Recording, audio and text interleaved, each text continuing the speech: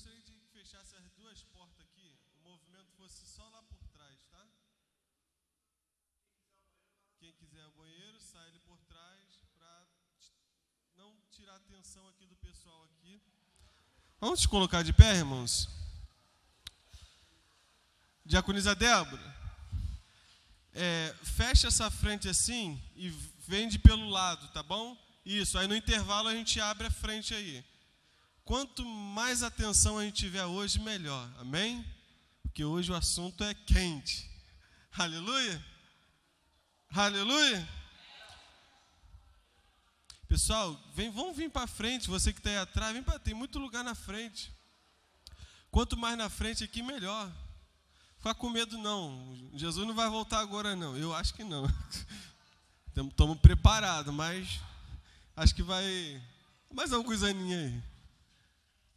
Pessoal aí de trás, quiser vir vem para frente, vamos ficar mais próximo aqui, e o pessoal que vai chegando vai sentando atrás. Aleluia. Vamos orar? Vamos ficar de pé para orar? Aleluia. Pastor Adnei, já pode se ajeitando aqui na mesa aqui.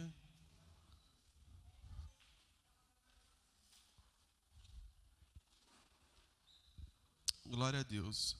Pai Santo, Pai querido, diante da Tua presença, queremos que nessa noite o Teu Espírito Santo se faça presente, aquele que é autor, Senhor, das Tuas sagradas escrituras, aquele que inspira, Senhor, inspirou os Teus apóstolos, Senhor, os Seus servos, os Seus escolhidos, para, Senhor, escrever a revelação da Tua palavra. Possamos nessa noite, Senhor, nessa tarde, receber, Senhor, com ações de graças e com entendimento, em nome do Senhor Jesus. Amém.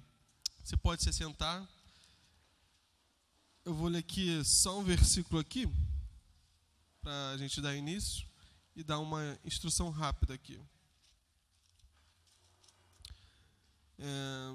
Apocalipse 1:3 diz assim: bem-aventurado aquele que lê e bem-aventurado aquele que ouve as palavras da profecia e guardam as coisas que nela estão escritas, pois o tempo está próximo. Aleluia.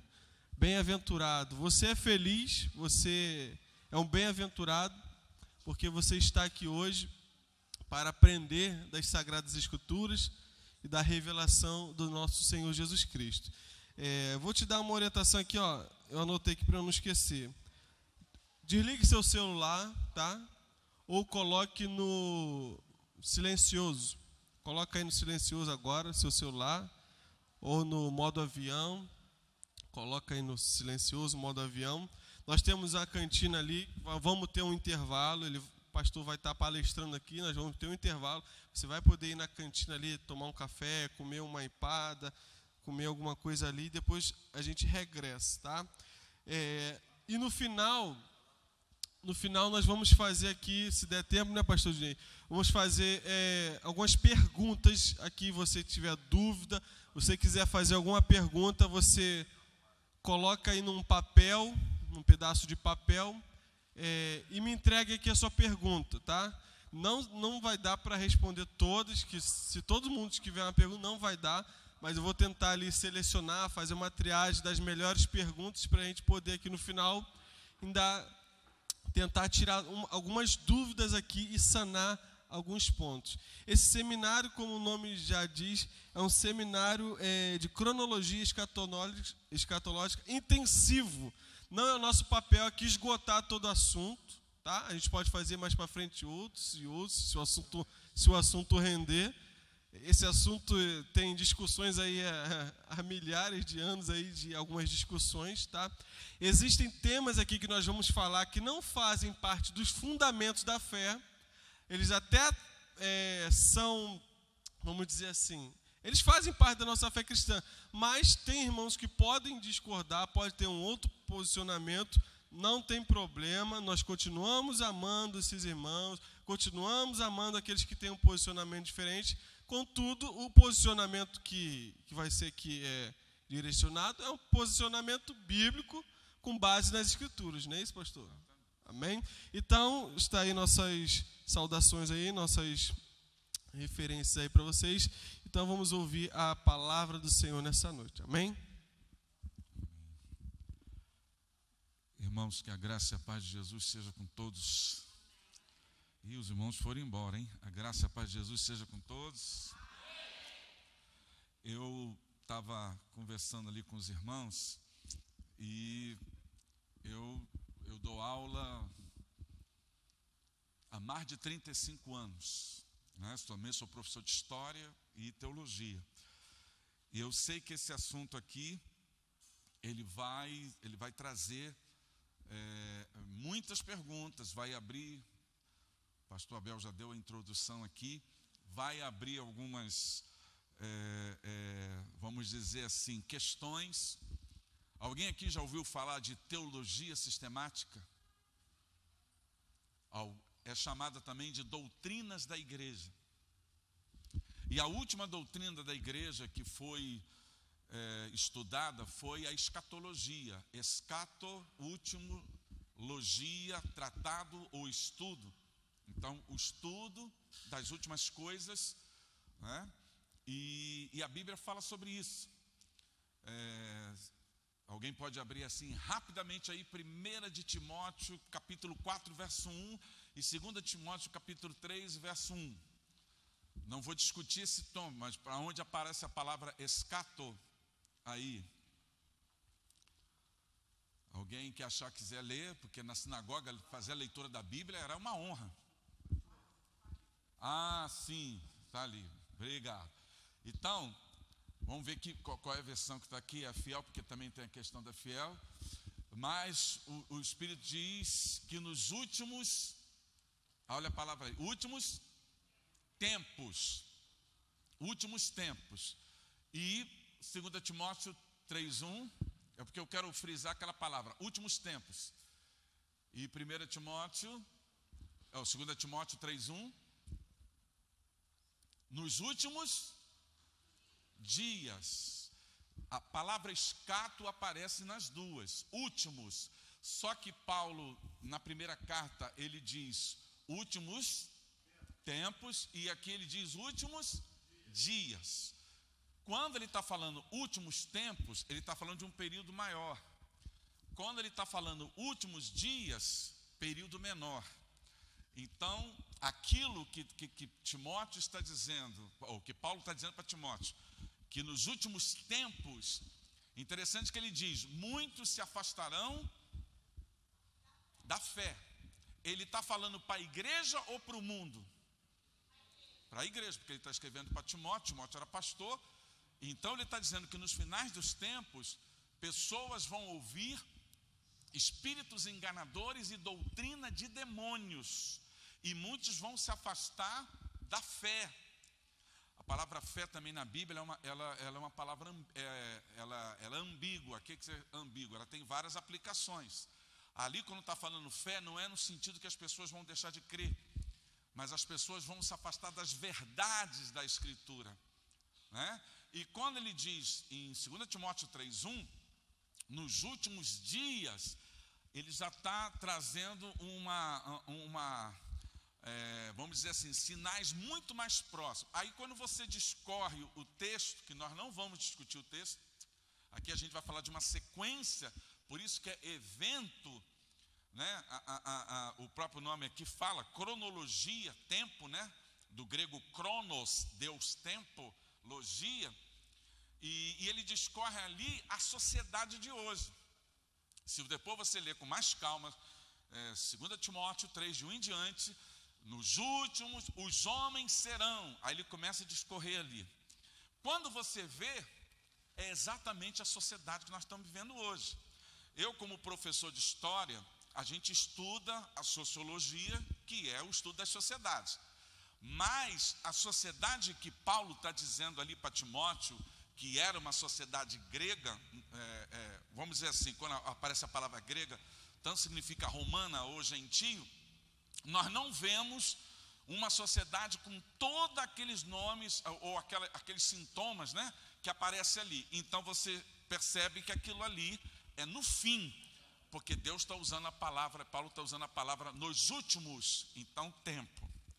Então, tem uma sequência aqui, que eu acho que vocês vão receber,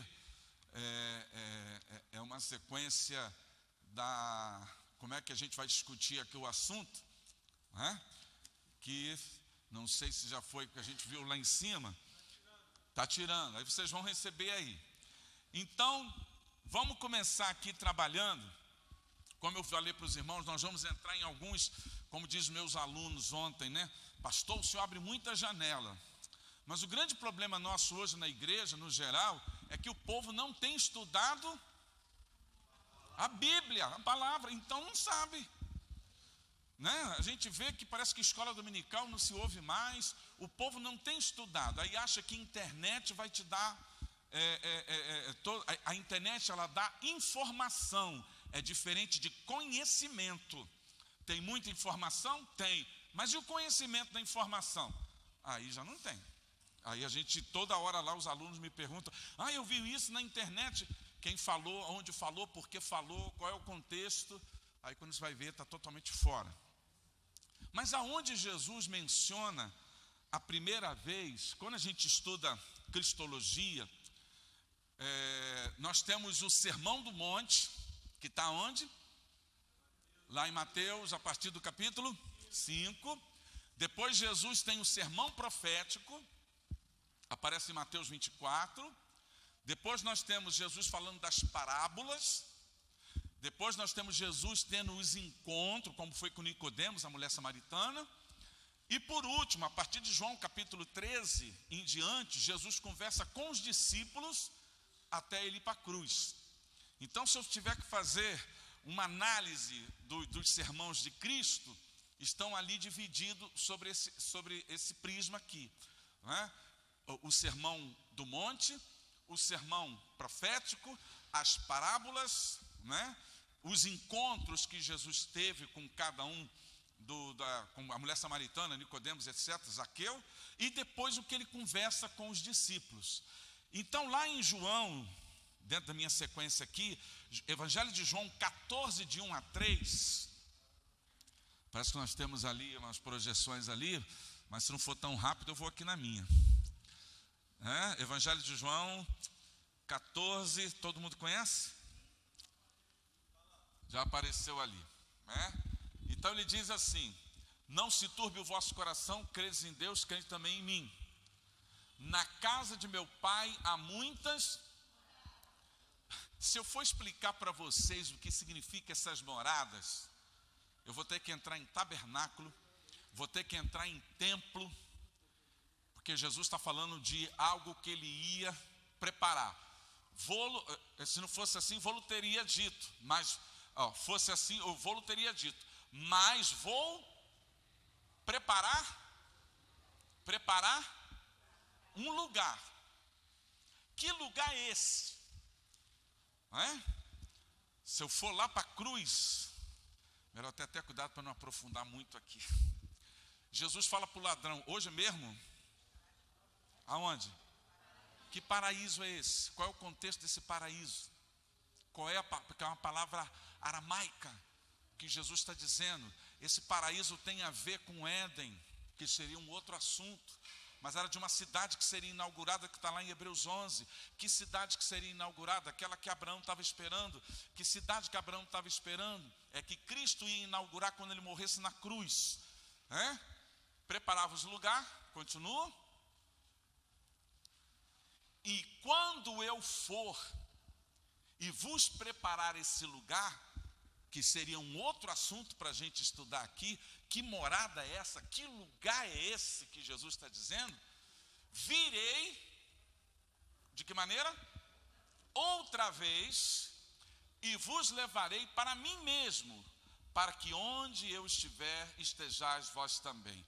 Aqui é a primeira vez que Jesus vai mencionar, ainda que a palavra arpazo não aparece ali, que é arrebatamento, mas ele está falando da segunda vinda, porque ele viria outra vez e vai nos levar. Então ele vem para levar, né? E nós vamos entender aqui, quem lembra quando eu preguei aqui, que segunda vinda de Cristo, ou arrebatamento da igreja, não é a segunda vinda de Cristo. São dois eventos diferentes.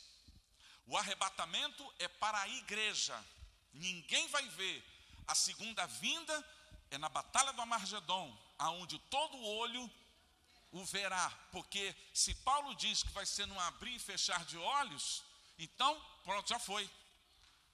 É frações de segundos que a igreja vai ser arrebatada. Agora, todo olho verá, eu tenho que parar para ver.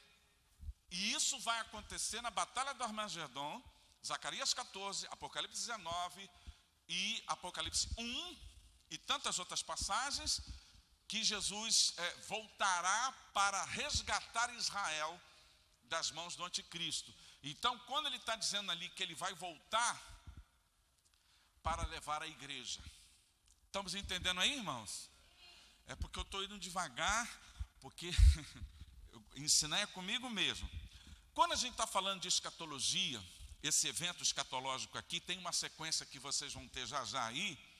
Será que a escatologia, ela aparece em outros livros da Bíblia? Sim. Vou citar os principais: Isaías, Daniel, Jeremias, Joel e Zacarias. Se você olhar o Apocalipse, nós não vamos estudar aqui o Apocalipse. Um tempo atrás, quando eu era o segundo pastor na Igreja Batista em Piedade, eu sugeri ao pastor para a gente dar um estudo de Apocalipse. Ele falou: meu Deus, mas é muito profundo. Eu falei: não é profundo não. Se a gente souber, durante um mês nós estudamos todos os capítulos, capítulo 1 ao capítulo 22 de Apocalipse. Basta você entender tipologia bíblica, história de Israel, e você entende o Apocalipse. Por que estou dizendo isso? Porque esses livros que eu citei, Isaías, Jeremias, Ezequiel, Daniel, Joel e Zacarias, você vai ver eles dentro de Apocalipse. Então, o que João está vendo lá no Apocalipse é o que foi visto por esses profetas no Antigo Testamento. Então, estudando esses profetas, nós vamos ter uma visão ampla. Mas a proposta nossa aqui, que foi colocada pelos pastores aqui, é nós falarmos de uma sequência. E eu sei que essa sequência vai despertar em vocês curiosidade. Quem sabe a gente faz um evento, né, cronológico número 2, número 3, aí a gente pode ver isso depois. Então vamos lá. Jesus falou da volta dele, não falou? Então eu queria que nós abríssemos agora. Já está no multimídia essa lista. Ok. Enquanto não desce a xerox, tu manda botar ali o que tu fala. Mas o pessoal já recebeu? Se botar ali, o pessoal vê pelo menos. Ah, tá bom. Ok, vai aparecer ali, já está lá? Vai colocar ali a sequência que vocês vão receber aí sobre a cronologia escatológica, né? E essa cronologia eu vou seguir aqui, para vocês terem uma ideia. Esses rabiscos aqui do lado são os assuntos relacionados. Eu falei: Jesus, é muita coisa, a gente vai ter que fazer uma vigília aqui. Mas eu vou tentar ser o máximo objetivo, porque eu não gosto de coisa rasa. Eu sou que nem Ezequiel, tem que nadar na profundeza. Eu escutei um pastor aí. Ok.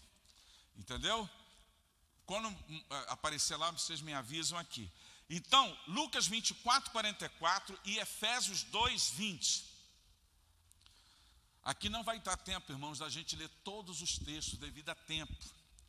Então eu cito o texto, vocês anotam, e depois a gente vai fazer. Eu gosto de dar o endereço do texto, mas se a gente for ler o texto,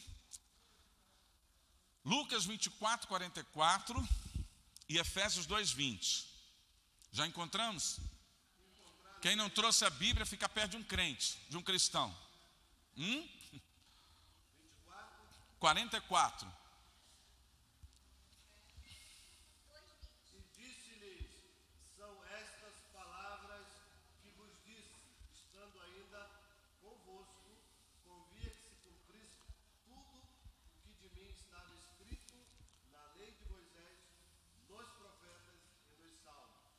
Efésios 2:20, e depois eu vou completar os dois.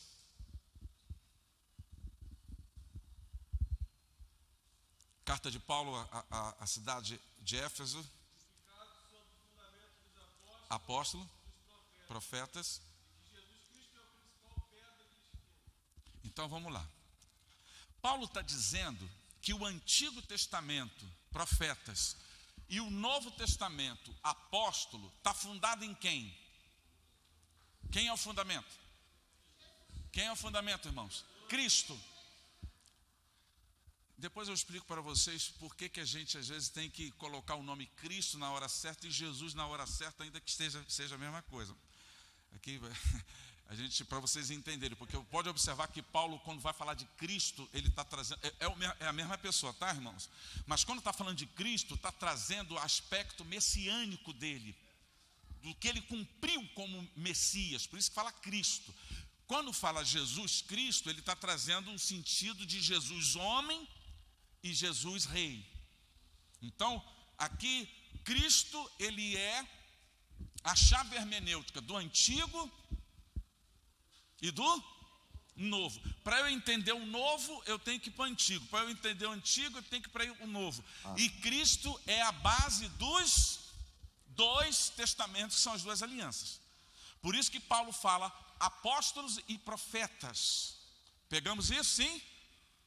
Amém, irmãos? Então, está sendo, de repente, eu vou trazer feijoada forte aqui, de repente alguns vão passar mal. Se tiver só com leitinho, a gente tem que ir na profundidade, né? Então, ali tem a cronologia, né? É um pequeno resumo. Então, depois nós vamos trazer aquele ponto ali, o futuro da humanidade, que está aqui, né? O futuro da humanidade, que já eu vou falar sobre isso. Então, só para terminar essa parte. Aí Paulo diz lá que Cristo é o fundamento do Antigo e do Novo. Agora vamos ver quando Jesus está falando esse texto de Lucas 24, 44. Jesus já tinha morrido na cruz, ressuscitado? Sim ou não? Ou ainda ia fazer? Irmãos, está no final de Lucas 24, Jesus já ressuscitou. Já tinha passado pelo caminho de Emaús. Sabe o que o texto está dizendo aqui? Jesus, quanto tempo ele ficou com os discípulos depois da sua ressurreição? 40 dias. E 40 dias ele trouxe vários ensinamentos. Nesse texto, Jesus está discorrendo todo o Antigo Testamento, mostrando para os discípulos, ainda que Jesus já tinha falado isso, que ele era o cumprimento de tudo que tinha acontecido. Então vamos ver ele falando. Ele diz lá, importa o que de mim está escrito. Primeiro ele cita a lei, depois ele cita, eu estou em Lucas 24, 44. Profeta, depois ele cita, que divisão é essa? Jesus fez a divisão do Antigo Testamento, que era a divisão da época, que quem fez a divisão, quando eles voltaram do cativeiro babilônico, foi Esdras. Então Jesus está usando a divisão, não essa que a gente tem hoje, mas como é que era na época. Quando ele diz lei, ele está pegando de Gênesis a Deuteronômio. Quando ele diz profeta, está pegando de Josué a Malaquias. Quando ele está falando Salmos, ele está pegando Jó a Cantares. Então Jesus está dizendo que todo o Antigo Testamento fala dele. E se cumpriu aquilo que tinha que se cumprir até aquele momento. Estão captando isso, irmãos? Porque quando a gente estuda escatologia, eu citei alguns textos aqui de Isaías e tal, a gente tem que compreender a Bíblia para compreender o pano de fundo do que está acontecendo. Então ele diz, o que de mim está escrito. Por isso que quando a gente estuda a doutrina bíblica, se você quer dominar, não dominar a Bíblia, mas conhecer a Bíblia bem, estude teologia sistemática. Quais são a teologia sistemática? São 10 doutrinas de Deus, olha, das Escrituras, bibliologia, teologia, cristologia, paracletologia, que é Cristo, angelologia, anjo, antropologia, homem, hamartiologia, pecado, soteriologia, salvação, eclesiologia, igreja, escatologia, fim. São as 10 doutrinas da Bíblia. São as chamadas doutrinas bíblicas ou teologia sistemática. Elas todas estão na Bíblia, não com esse nome. Quem vai fazer essa nomenclatura serão os pais da igreja, que vão dividir doutrina da Bíblia, de Cristo, etc. E a doutrina que nós estamos estudando agora é a doutrina do fim, que é a escatologia. Mas as outras doutrinas, será que elas vão aparecer dentro dessa doutrina? Vai aparecer dentro da escatologia as outras doutrinas? Vai aparecer, né? E no decorrer do assunto aqui a gente vai falando um pouquinho delas ali. O primeiro tópico ali é o futuro da humanidade. Eu queria que alguém, 2 Pedro 1,19, 2 Pedro 1,19,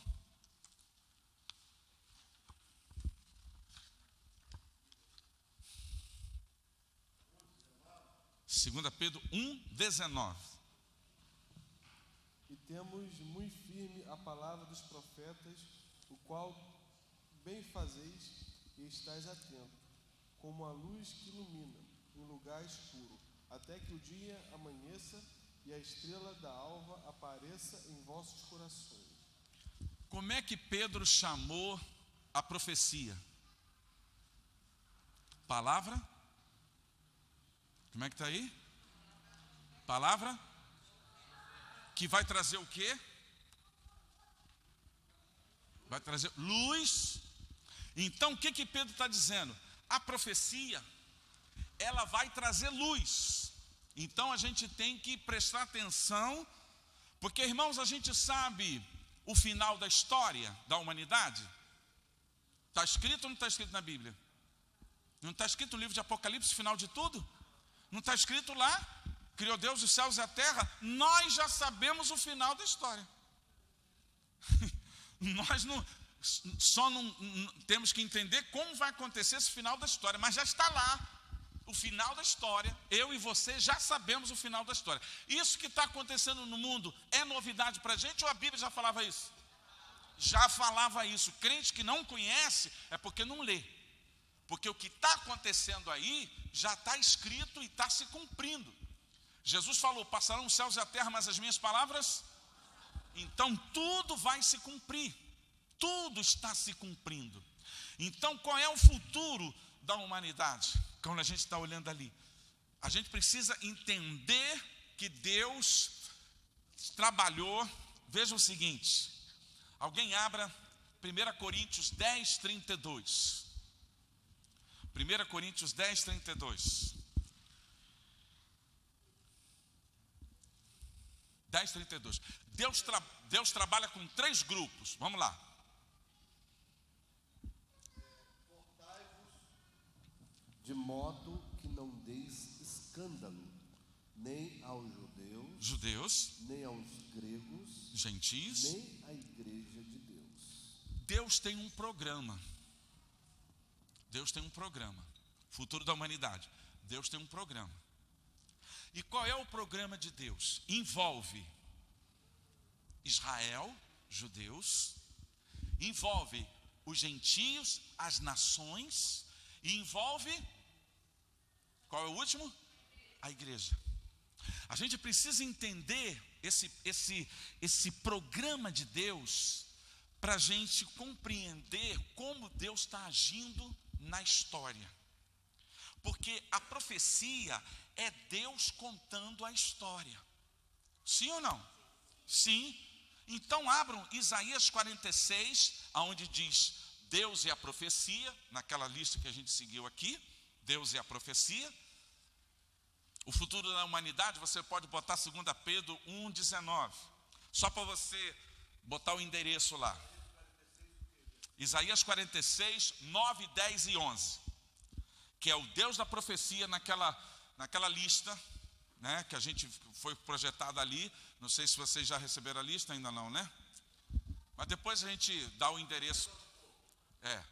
Vamos lá. Isaías 46, 9, 10, 11.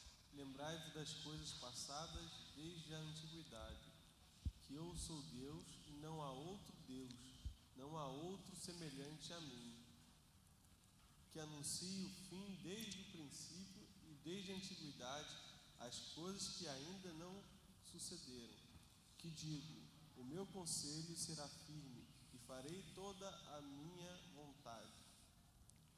O que a gente entendeu aí? Deus mostra o futuro?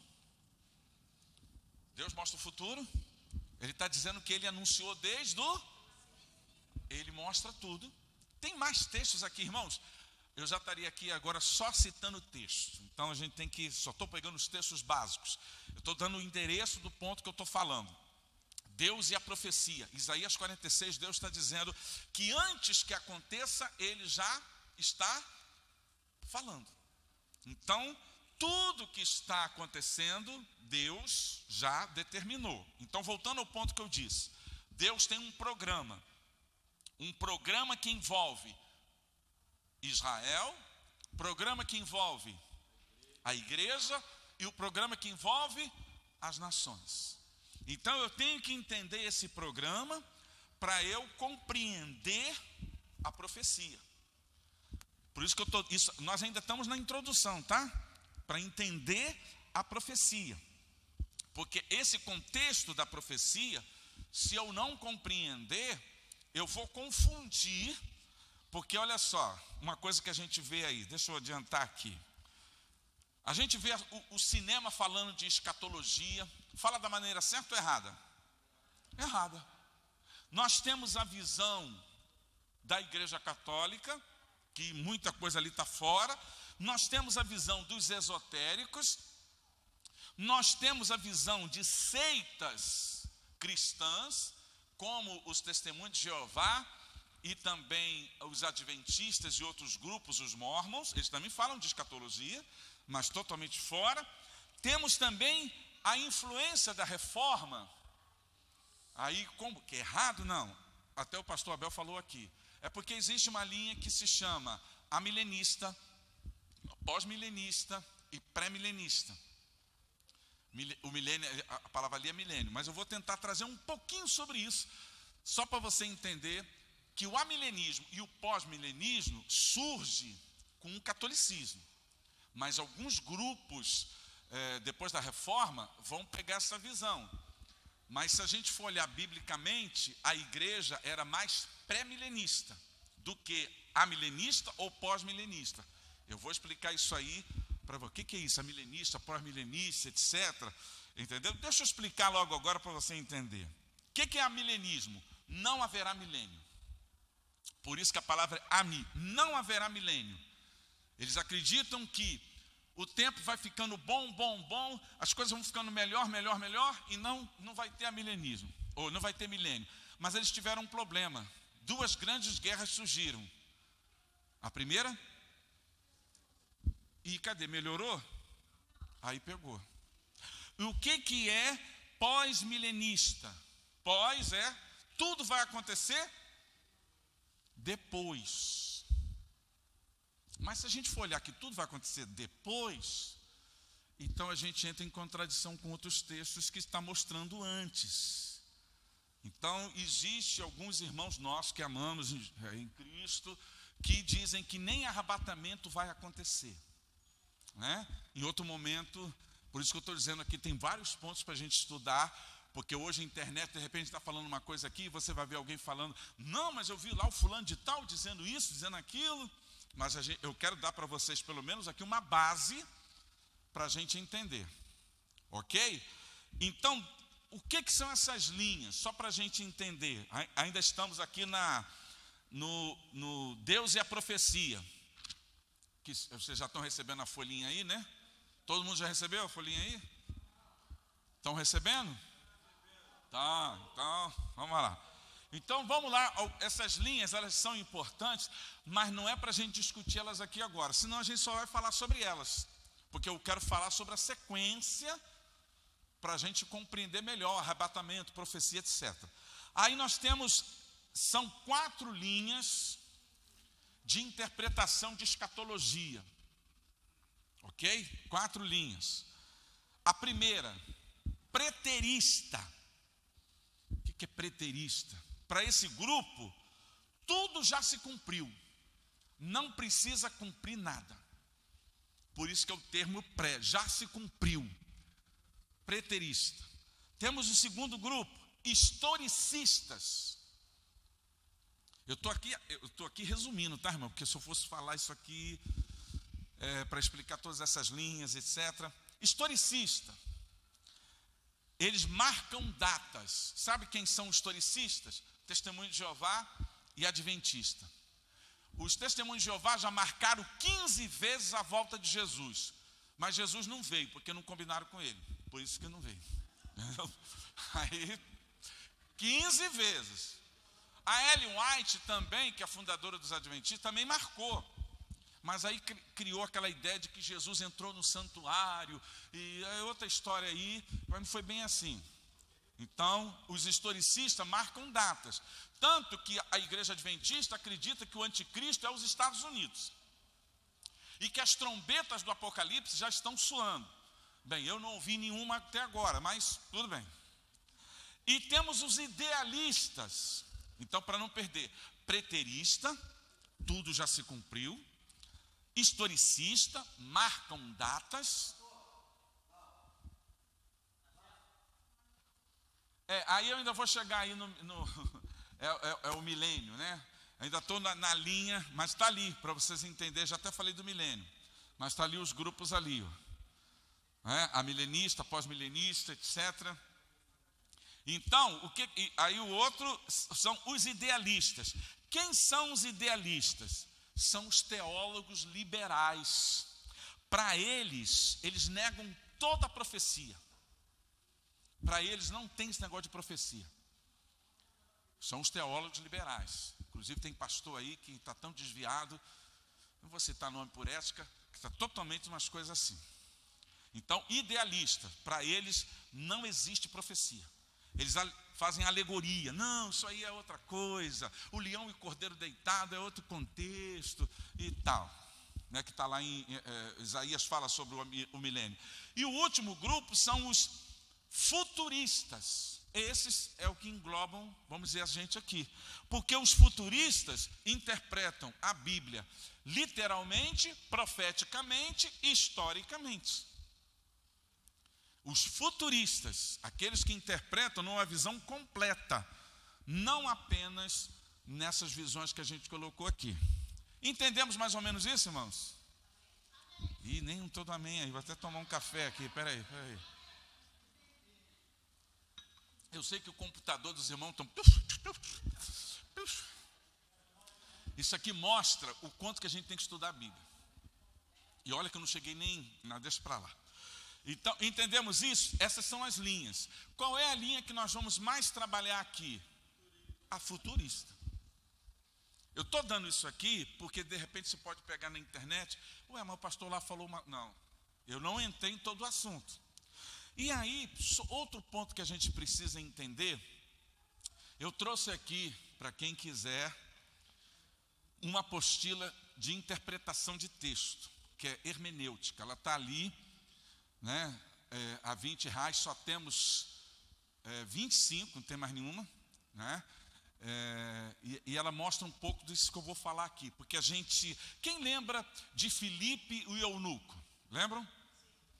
Filipe chegou no lugar e viu que o eunuco estava lendo que livro? Isaías. Tem alguém aqui afiado, hein? Isaías. E qual foi a pergunta que Filipe disse? Entendes? E o que o eunuco respondeu? Não tem ninguém que me explique. Será que nós estamos vivendo essa realidade dentro da igreja? Gente que não está entendendo e gente que não está explicando. E aí a gente está vendo a confusão.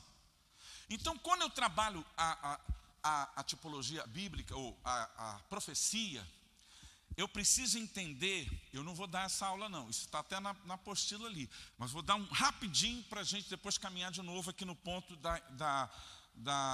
do evento escatológico. A Bíblia, quando você está lendo um texto, o texto ele apresenta com figura.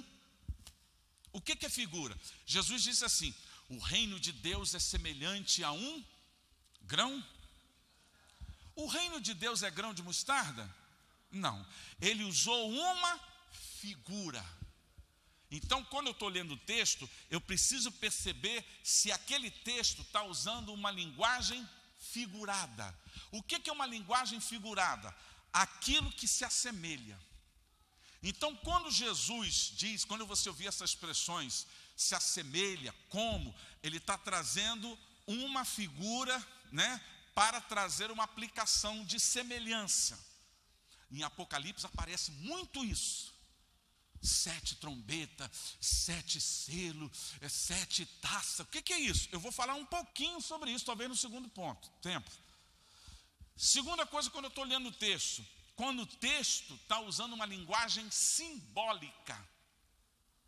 Jesus disse assim: eu sou a porta, eu sou o pão. Jesus tem cara de porta, pão? Ele está usando uma linguagem simbólica. O que é uma linguagem simbólica? Ele está substituindo uma imagem. Se ele diz que ele é a porta, ele é a entrada. Se ele diz que ele é o pão, ele é o alimento. Então ele está usando uma figura, né, simbólica. Ainda que às vezes a figura e o símbolo se confundam. Mas quando você conhece o texto, você interpreta ele correto. Terceiro, tipologia. O que são tipologia? Imagem, sombra. Jesus falou para Nicodemos em João 3: assim como foi levantada uma serpente no deserto, eu serei levantado. Ele está falando da morte dele na cruz.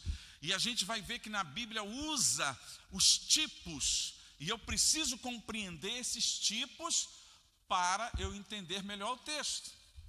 Como Filipe depois explicou para o eunuco o que ele estava lendo.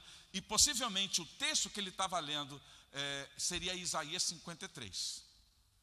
Então, figurado, simbólico, tipológico. E também o texto pode estar trazendo um aspecto futuro. Jesus disse assim, a gente leu ali em João 14: eu voltarei. Ele está usando uma profecia, sim ou não? Uma profecia. Então tem hora que o texto, ele está trazendo uma profecia. Então eu tenho que fazer essa leitura para interpretar o texto. Figura, símbolo, tipo e profético, teológico. O que é uma linguagem teológica no texto? Jesus disse assim em João 14, 21: aquele que tem os meus mandamentos e os guarda, esse é o que me ama. O que Jesus trouxe ali? Figura, símbolo, tipo, profecia? Ou ele trouxe uma verdade? Ele trouxe uma verdade teológica. Então aí o texto tem uma verdade teológica. Se eu amo a Escritura, eu amo a Cristo. Se eu amo a Cristo, eu amo a Escritura. Vocês estão entendendo? E por último, para a gente terminar isso aqui, quando você está diante de um texto, você fazer uma análise literal. Davi matou Golias. Isso é símbolo? Isso é figura? Isso é tipo? Isso é profecia? Isso é verdade teológica? Ou isso é um fato histórico? Então é isso que a gente tem que analisar no texto. Entendeu? É isso que eu estou dando para vocês aqui, porque nós vamos trabalhar essas coisas dentro da escatologia. E se você entender figura, símbolo, tipo, profecia, literalidade e verdade teológica, você entende o texto.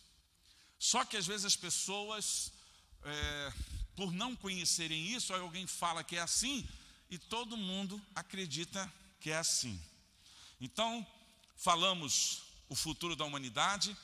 Vão anotando aí se vocês tiverem perguntas, que depois, se houver tempo aqui, dependendo das perguntas, se Davi era louro, não sei, vamos perguntar isso. Mas, para depois a gente ver aqui, porque dependendo da sua pergunta pode dar uma outra aula, a resposta, né? Então, voltamos lá para aquela sequência cronológica. Voltamos lá, aquela sequência. Então falamos futuro da humanidade, Deus e a profecia, né? Entendendo a profecia bíblica, já dei uma entrada sobre isso. E aí eu faço uma pergunta aqui. Falei das linhas de interpretação, historicista, etc. Né? Pode até subir mais um pouco. A história geral da humanidade. Né? Estamos vivendo o tempo fim. Estamos vivendo o tempo do fim? Eu sou professor de história. A história está dividida, ainda que seja a visão mais ocidental. Quem não fugiu aqui da história, nós temos história antiga, medieval. Qual é a próxima, irmão? Moderna, contemporânea. Depois me diga o nome do seu professor de história, porque acho que ele não ensinou isso para você. Toda a história da humanidade, toda a história geral, ela é história antiga, medieval, moderna, contemporânea. Por que eu preciso entender isso? Será que a Bíblia trabalha com a história? Sim. Deus escreve a história pela profecia. E a profecia se escreve a história. E você vai observar isso. Aonde a história antiga começa quando? Né? Nós temos história ocidental e oriental. Ela termina quando começa a Idade Média. Então ali, quando você vê ali o início da Igreja Católica no ano 313 e 400, que é o ano que surge o Papa, ali começa medieval, que é o maior dos períodos. E como é que começa a história moderna? Na Renascença, quando começam as grandes navegações, os portugueses e os espanhóis se lançam no mar. História moderna, onde surge a Reforma Protestante. História moderna. E a história contemporânea começa onde? Na Revolução Francesa, quando separa-se o Estado da religião e vem até os nossos dias. E até os nossos dias tivemos vários cortes da história. Primeira e Segunda Guerra Mundial, o avanço da tecnologia informática, agora já se coloca o terrorismo como o ataque das Torres Gêmeas, também um outro fato histórico, a queda do Muro de Berlim. Tudo isso são profecias. Vou mostrar uma profecia para vocês que já aconteceu e a gente ainda não percebeu. Lucas 24. Lucas 24. 24. 21, 24, perdão. 21, 24. Quem pode ler?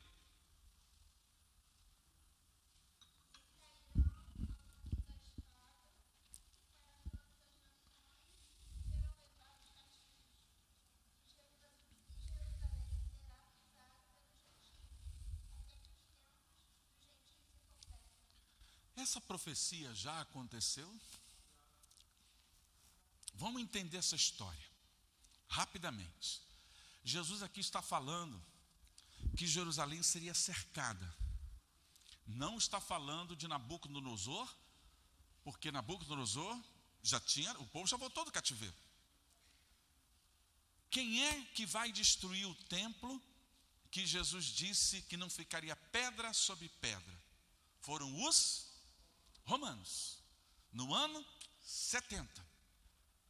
E por que Jesus disse que não ficaria pedra sobre pedra? Porque tinha tanto ouro e prata naquele templo que Herodes reconstrói, que a gente vai falar um pouquinho disso aqui nessa sequência aí. Ele reconstrói do templo de Zorobabel, que quando o templo está em chamas, eles foram pegando o ouro e a prata. Então ficou realmente pedra sobre pedra, ficou liso, como a gente vê hoje lá, que está a mesquita de Omar, é outra história, literalmente. Então Jesus está dizendo aqui que cairão ao fio da espada e serão levados cativos. No ano 70, na destruição do templo, que foi pelo general Tito, né? Ele que constrói o Coliseu de Roma. Seu pai era Vespasiano, que substituiu Nero quando Nero se matou em Roma. Então ele é que faz o cerco, né? A partir daquele momento, até um ano que eu vou dar para vocês, Jerusalém foi ocupada por gentios, sem ser judeus. Então, Jerusalém, no ano 70, quem ocupa? Os romanos. Depois, quem vai ocupar? Igreja Católica. Depois, quem vai ocupar? Os árabes. Depois, quem vai ocupar? 1920, os britânicos. Depois da Primeira Guerra Mundial. Então, em todo esse período, Jerusalém só ficou governada por gente que não era judeus. Estão entendendo aí? Isso é história. Quando que Israel passou a dominar Jerusalém? Na Guerra dos 6 Dias. Na Guerra dos 6 Dias, não tinha mais gentio dominando a cidade de Jerusalém. Moshe Dayan, Guerra dos 6 Dias, porque foi durante 6 dias. Essa guerra foi profetizada. Porque aqui caberia a gente estudar sobre um outro assunto, as profecias e Israel. Lembra que eu falei que Deus tem 3 grupos? Israel, as nações e a igreja? Se vocês veem a história de Jerusalém, né, a história do povo judeu, é profecia em cima de profecia. Então, Jerusalém foi ocupada pelos judeus. Cumpriu-se essa palavra. Sim ou não? Cumpriu. Tem outra que cumpriu? Sim. Abra o Isaías 66. Essa aí vai ser mais fácil. Eu estou mostrando como a Bíblia é fiel, hein? 66:8. Quer ver que profecia é essa que se cumpriu também diante de nós? Quer dizer, eu não tinha nascido ainda, mas nem eu acho que a maioria aqui não. Isaías 66:8. Quem pode ler?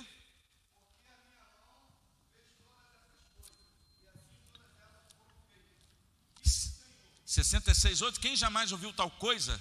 Quem viu coisa semelhante? Aí você está lendo? Não. Quem jamais ouviu tal coisa?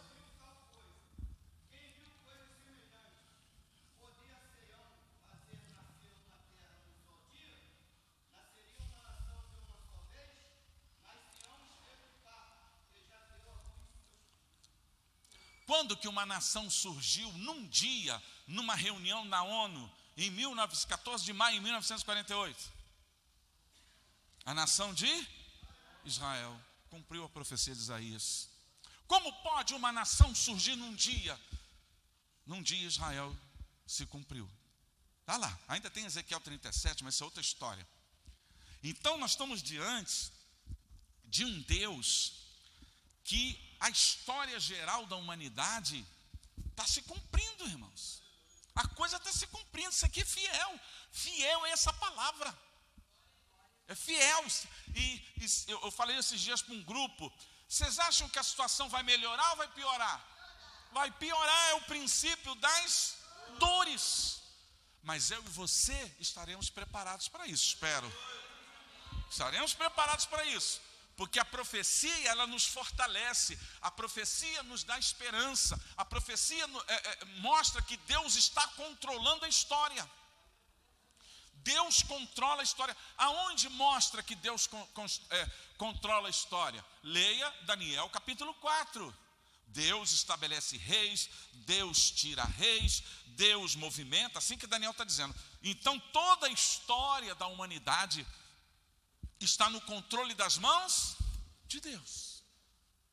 Então isso que nós estamos vendo aqui é a profecia.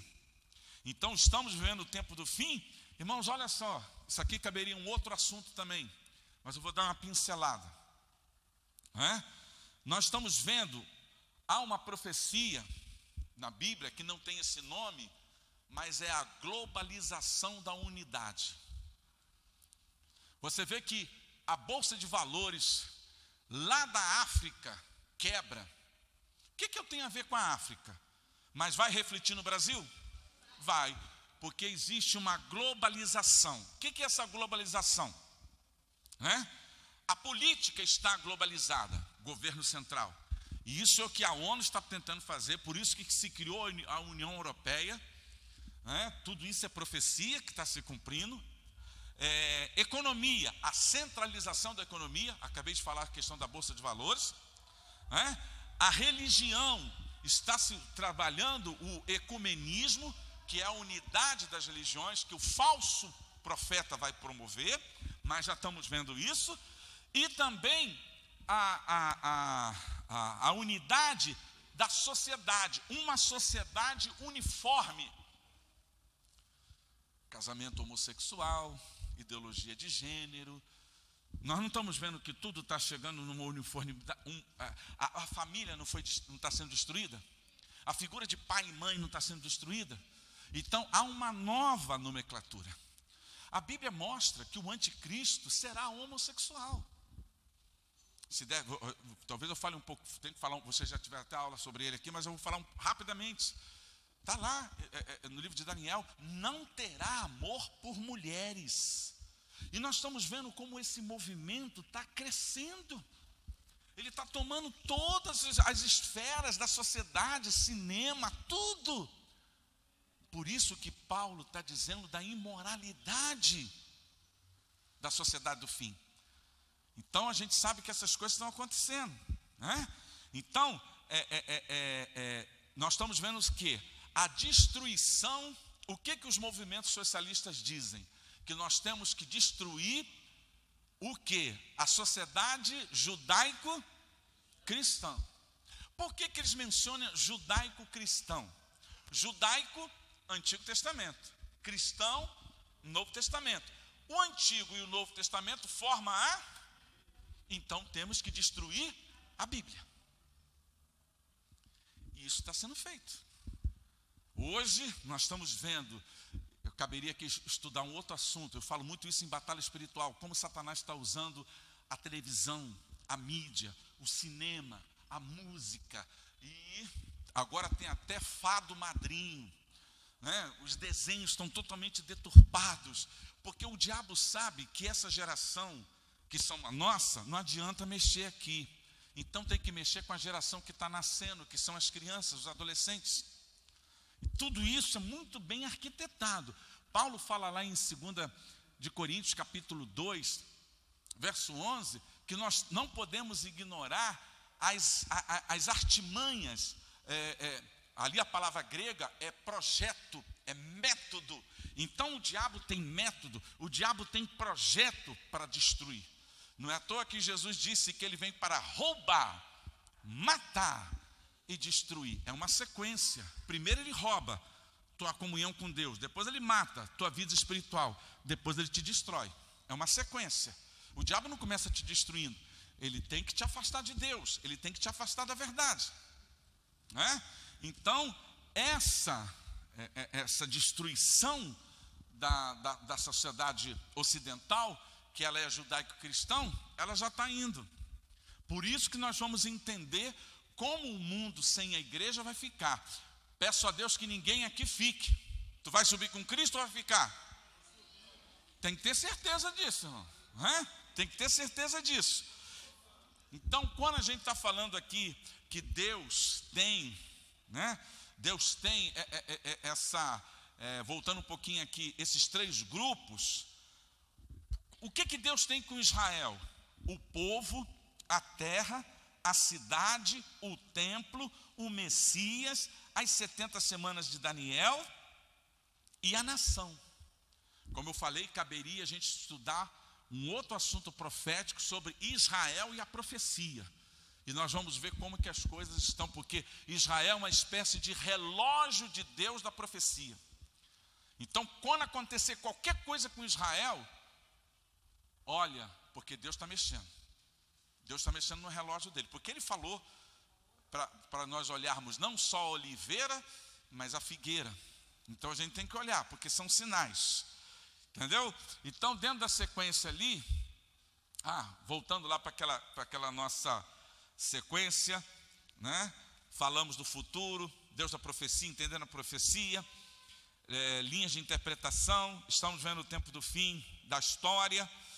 E eu estava ainda agora conversando com o bispo Wilson, do saudoso pastor, bispo, né? Henrique Samuel da Mata, e tinha um estudo que até hoje eu ainda tenho dele, né? E na época, ele é bem atual, que, vamos ler aí Atos, capítulo 3, Atos, capítulo 3, está entre Gênesis e Apocalipse, tá, irmãos? Para facilitar depois do Evangelho. Atos capítulo 3, versículo 21. De novo a gente entra naquela interpretação do texto. Quem pode ler aí, bem forte?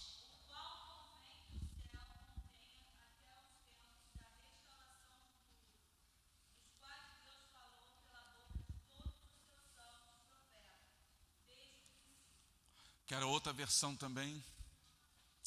Qualquer dia desse eu falo por que eu falo versão, porque tem versões muito, e tem versões querendo se aproximar às vezes.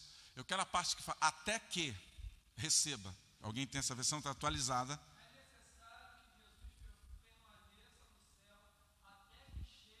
É necessário que Jesus, ao qual é necessário que o céu receba até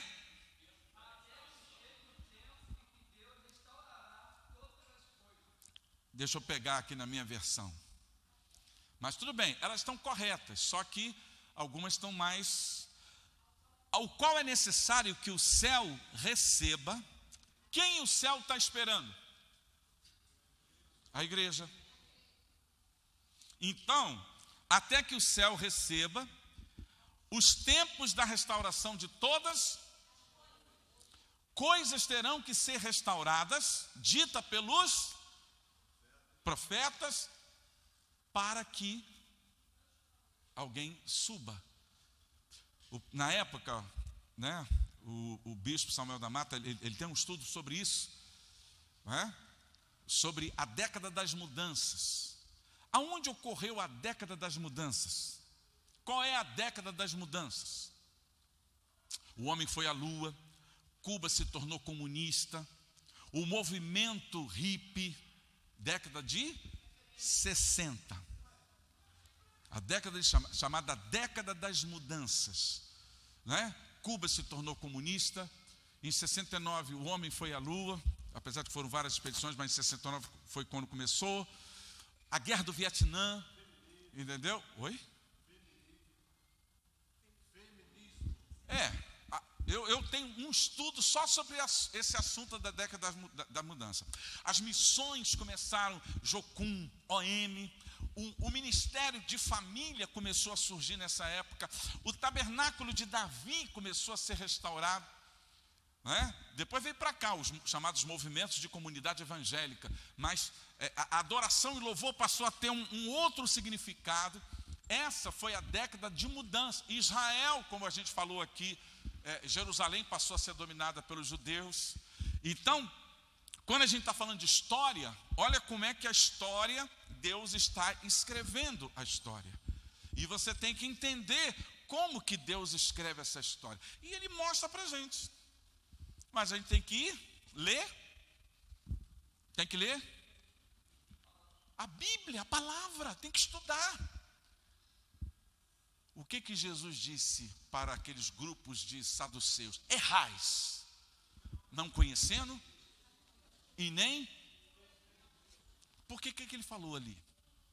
Se você ficar só na Escritura e não reconhecer o poder de Deus, tu tem um problema. Se você ficar só no poder de Deus e as Escrituras, não conhecer as Escrituras, Jesus está dizendo ali, você tem que conhecer as Escrituras e as manifestações do poder de Deus. Então tem que entender tudo. E as profecias da Bíblia, ai Jesus, vai me abrindo aqui umas portas que eu tenho que fechar, porque senão isso aqui não acaba nunca. Alguém me perguntou sobre a profecia de Joel. A profecia de Joel, da descida do Espírito Santo, ela está em 3 tempos. Nós ainda estamos no primeiro, ainda falta o segundo e tem o terceiro, não é? Mas é um outro assunto. Então vamos nos resumos ali, né? Aí, será que nós temos, eu já li isso com vocês, o resumo da escatologia de Gênesis e Apocalipse? Será que a gente vai ver esse resumo ali? Irmãos, se você estudar bem, o livro de Apocalipse, ele faz um resumo de quase toda a Bíblia. Não tem tempo da gente estudar isso aqui agora, mas há um resumo. Aonde está a primeira profecia messiânica em Gênesis?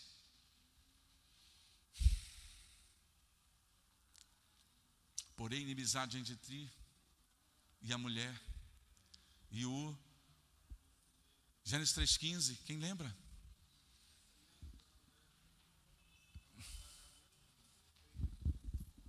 Quem lembra? Alguém lembra de cor? Porém,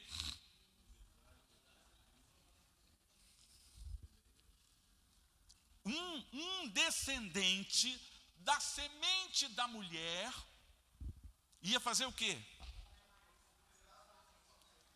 ali tem uma profecia maravilhosa, é a volta de Jesus na cruz. A Bíblia menciona Jesus, os magos que não eram reis. O pessoal fala que é rei mago, isso aí foi Francisco de Assis que criou essa ideia, não foi. O texto fala magos. Magos eram conhecedores, eram homens da ciência. E quando eles foram visitar Jesus, está lá em Mateus 2, Jesus já tinha 2 anos. Quem visitou Jesus na manjedoura foram os pastores. Os magos foram visitar Jesus, olha o texto, ele tinha 2 anos, por isso que Herodes mandou matar as crianças até os 2 anos. Então está lá o texto, e José e Maria estavam numa casa, não era manjedoura. E quais foram os presentes que os magos levaram? Ouro. Por quê? Ouro, Jesus é rei. Incenso, Jesus é sacerdote. Mirra, Jesus é salvador e profeta. Eles tinham o conhecimento das profecias, porque eles vieram da Mesopotâmia. Como é que eles tinham esse conhecimento? Porque uma estrela procederá, está lá em Números. Quando o povo de Israel esteve no cativeiro babilônico, esses homens tiveram conhecimento, porque Daniel era influente na corte, Esther era influente na corte. No povo mesopotâmico, tem que conhecer a história. Então aqueles magos estão trazendo e falando do ministério de Jesus, que Jesus é rei, Jesus é sacerdote, Jesus é salvador e profeta, porque o mirra era usado pelos profetas, e quando uma pessoa morria era colocado também, por isso o sentido de salvador. A Bíblia está tudo bem colocado, a gente tem que ler, estudar, entendeu? Ontem uns alunos me sugaram até dizer chega. Eu gosto disso, eu gosto de ensinar, mostrar a Bíblia, né? Ai, não sei, se eu não souber eu vou passar a noite toda buscando. Então veja bem, as profecias estão lá, tudo está escrito, né? O resumo do livro que vai de Gênesis a Apocalipse. E agora vem o resumo do livro de Apocalipse. Abram aí Apocalipse 1:19. Me falem depois do horário aí para dar o top, tá? Senão a gente vai embora, hein? Falta 15. Pessoal aí que não almoçou, tá, vamos lá. Apocalipse 1:19. Escreve.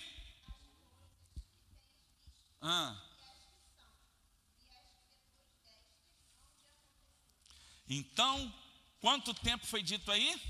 Passado, presente, futuro. Então o Apocalipse está dividido entre passado, presente e futuro. Agora alguém vai para Apocalipse 1. Apocalipse 1.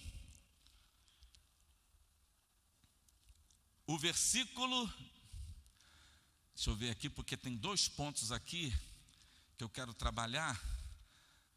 Apocalipse capítulo 1. Cara, esse texto é maravilhoso, mas Jesus. Versículo 8. O 8, depois a gente vê o anterior.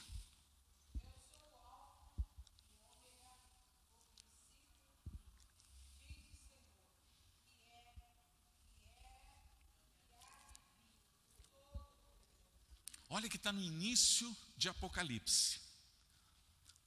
E depois Jesus aparece no meio dos 7 castiçais do canto. Irmãos, a gente vai ver o tabernáculo em todo o livro de Apocalipse.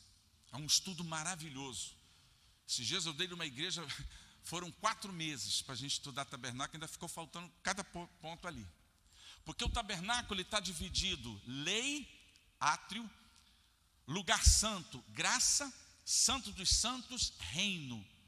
E isso a gente vai ver no livro de Apocalipse, porque aparece as peças do tabernáculo lá, não é?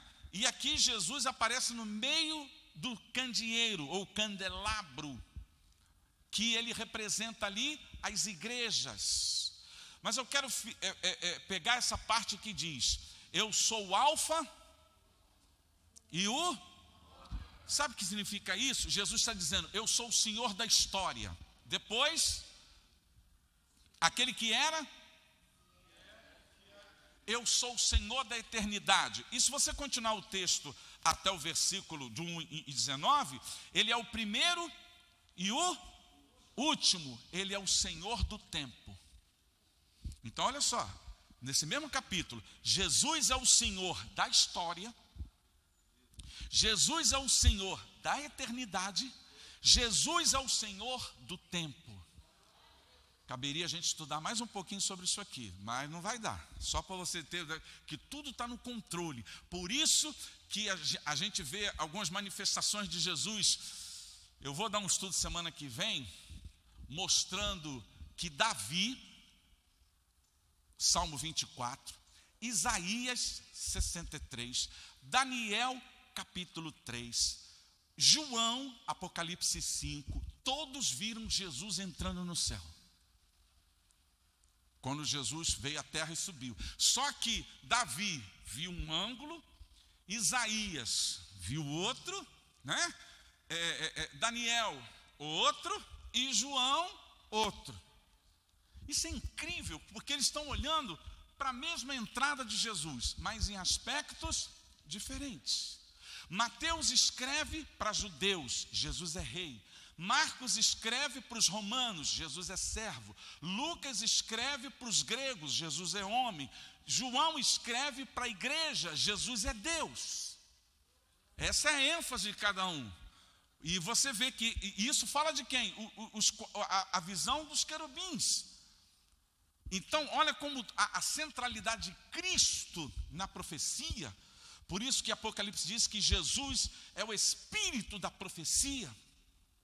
Sem Cristo eu não entendo a profecia. Sem a profecia eu não tenho como entender Cristo dentro desse contexto.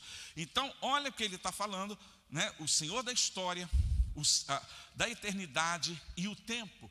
Porque em Apocalipse 5, quando João está entrando no céu, ele está vendo o que aconteceu em Atos 1, quando Jesus está subindo. Só que ele entra no nível da eternidade. A eternidade, o passado, o presente e o futuro, você vê ao mesmo tempo. João entrou no nível de Deus, passado, presente e futuro, ao mesmo tempo. Por isso que ele está olhando coisas que ainda iriam acontecer, mas para ele é como se já estivesse acontecendo. Por isso que ele fica, o que é isso? E interessante que tem coisas que Deus falou para ele, não escreve isso não. Não vou aqui estudar o livro de Apocalipse. O que será que ele viu que Deus falou? Não escreve não. Isso aí, como ele falou para Daniel, isso não é para o teu tempo, isso é para outro tempo, para nós. Essa é a nossa segurança aqui. Então, 10 minutos agora, né? 10 minutos, vamos lá. Então, o resumo do livro de Apocalipse. A gente vai ver passado, presente e futuro. Então, escreve as coisas que são a igreja, as coisas que estão acontecendo e as que ainda vão acontecer. Por isso que João, ele é o último dos apóstolos, que não morre por ser martirizado, mas Dominiciano ferveu ele em óleo.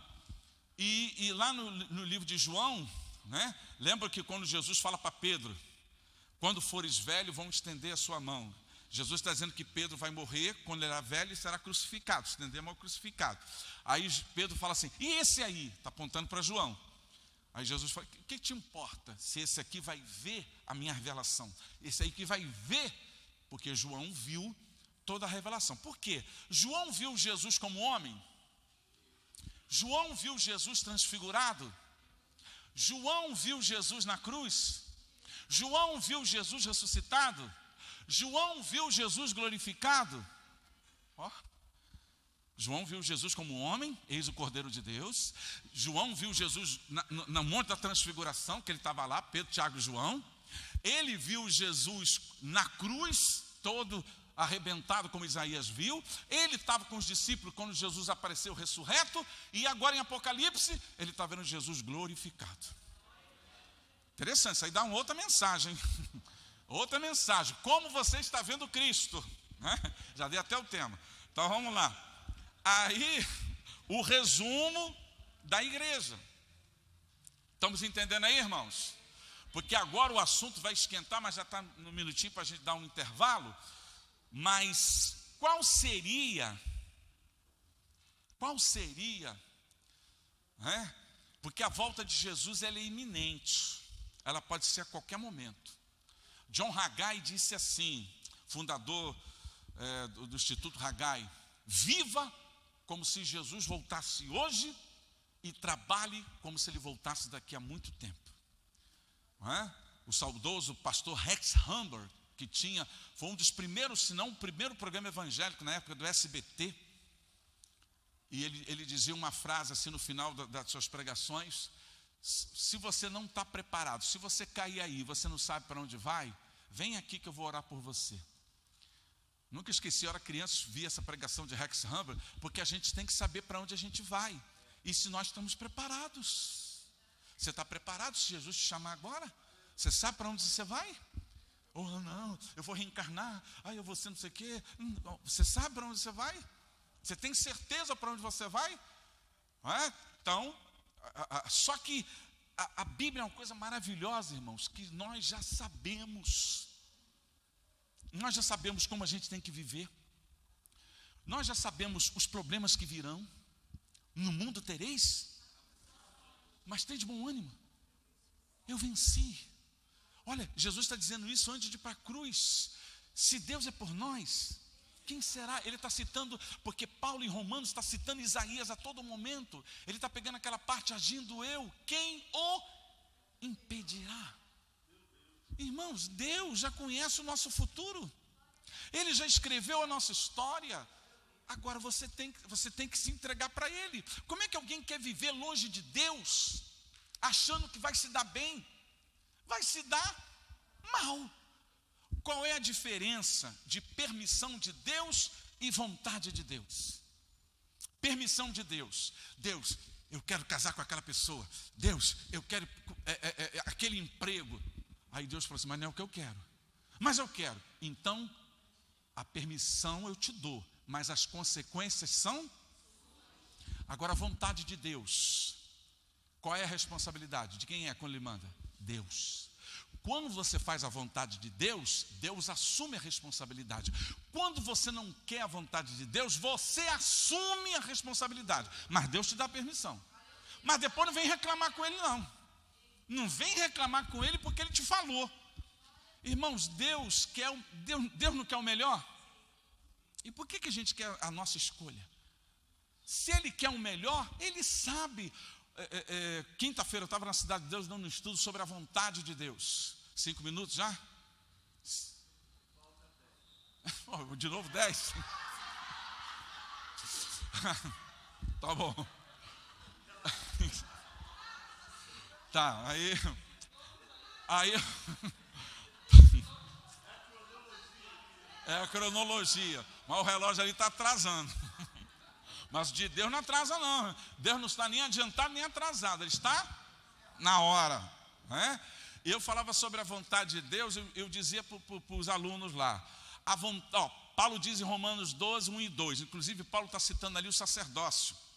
Ele diz que nós somos um sacrifício vivo, santo e agradável. A sua vida é um sacrifício, porque o sacrifício, o animal tinha que estar morto. O animal não morria ali não, ele já era morto para fazer o sacrifício. Mas Deus está dizendo que você tem que ser um sacrifício vivo para Ele todos os dias, separado para Ele, que satisfaz a Deus. Aí ele diz lá: para que experimenteis, porque se a sua mente foi renovada, você experimenta a vontade de Deus, que é boa, perfeita. Qual é o sentido? Quando eu faço a vontade de Deus, eu me sinto bem, completo e satisfeito. Como é que alguém diz que não está fazendo a vontade de Deus e não se sente bem, completo e satisfeito? Então está fora da vontade de Deus. Porque se você pegar agora um missionário que está lá em país comunista, que está lá em país muçulmano, será que ele está triste? Ele está lá fazendo a vontade de Deus. Se ele tiver que morrer, ele morre. Então, porque quando eu estou fazendo a vontade de Deus, eu me sinto bem, porque a palavra perfeita ali é completo, não é perfeição não. Eu me sinto completo e eu me sinto satisfeito. agora nesse momento aqui, eu estou ensinando, eu me sinto bem, eu me sinto completo e satisfeito, porque eu gosto de ensinar. Como é que alguém diz que é crente e não gosta de ser crente? Como é que alguém diz que é pastor e não gosta de ser pastor? Que é missionário e não gosta, que está na oração e não gosta de vir na casa de Deus, não gosta de se envolver na casa. Mentiroso. Eu vou falar aqui na segunda parte sobre o tribunal de Cristo. O tribunal de Cristo, que nós, quando chegarmos lá, Deus vai julgar as nossas palavras, nossas atitudes, o nosso ministério. Ele vai julgar a nossa vida, não é? Então, alguém diz que é de Deus, mas não vive para Deus? É meio estranho, né? Então, o arrebatamento da igreja. Vou só dar um iniciozinho para na segunda parte a gente voltar aqui. O arrebatamento aonde a igreja começou? Ela começou em Madureira, ela começou na Baixada ou em Jerusalém? Aonde? Mas isso não cai em prova não, tá? Em Jerusalém. Com a descida de quem? Quem desceu? Espírito Santo. A igreja começa em Jerusalém, né? Começa em Jerusalém. Ela tem o início com a descida do Espírito Santo, ela tem um ministério. Irmãos, qual é a missão da igreja? Se eu puder resumir de tantas, a missão da igreja ela está em 3 aspectos. Primeiro, relacionamento com Deus. Igreja sem relacionamento com Deus é estranho, porque a igreja é o corpo de Cristo. Segundo, a igreja tem que ter comunhão com o corpo. Como é que eu tenho comunhão com o corpo? Dons, ministérios. Isso está tudo no livro de Atos. E qual é a terceira missão da igreja? Pregar o evangelho. Então, se eu tiver que resumir, o que é uma igreja, o corpo de Cristo tem que estar? Ela tem que ter relacionamento com Deus, ela tem que ter comunhão com o seu corpo e ela tem que falar de Jesus.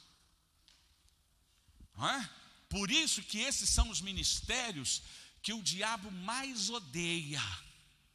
O diabo não gosta de ensino, o diabo não gosta de evangelismo, o diabo não gosta de oração. Pode observar que esses são os ministérios mais atacados. Mas se você chama para passear, se você chama para comer, se você chama para festinha, a igreja lota. Agora chama para orar, só vem os meus. Chama para evangelizar, chama para estudar a Bíblia. Porque o diabo sabe que isso aí vai te fortalecer. É estranho isso, né, irmãos? Mas se você passar aí em qualquer seita dessa aí, está lotado. Você, infelizmente, queira Deus que não, mas essa festa maligna de carnaval está para ser vista aí. Você acha que os caras já estão trabalhando agora? Já estão trabalhando um tempão. E como é que o crente não se prepara para as coisas de Deus, mas o ímpio se prepara? Por isso que Jesus falou que os filhos das trevas são mais... Eles se preparam, eles se dedicam. Se o demônio pedir uma vaca meia-noite na esquina, o cara vai lá. Na cachoeira, vai lá. Mas o irmão pode chegar mais cedo? Não dá não. A gente pensa que engana Deus. Engana não, irmão. Pode enganar os irmãos. Deus não engana não.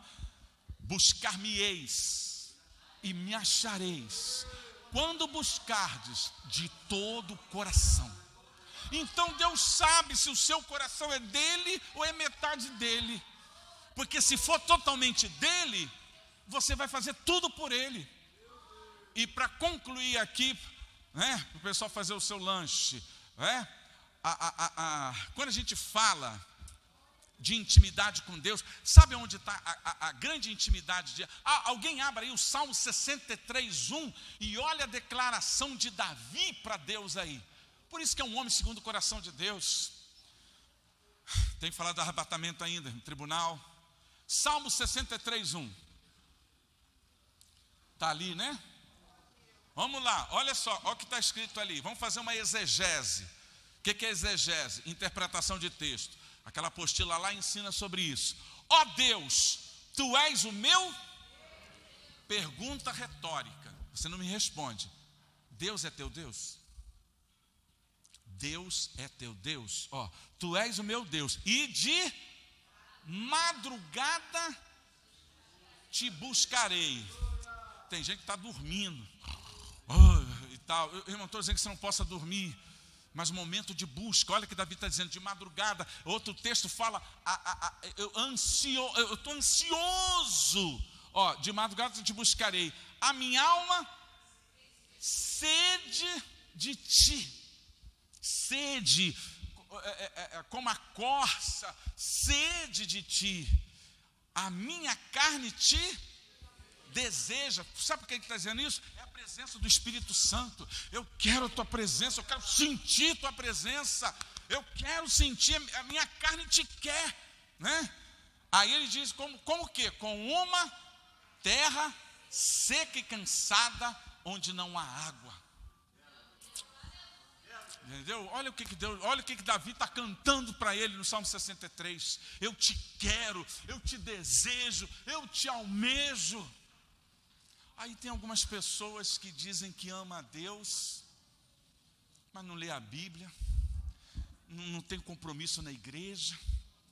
Mentira, porque Deus está vendo que você não ama.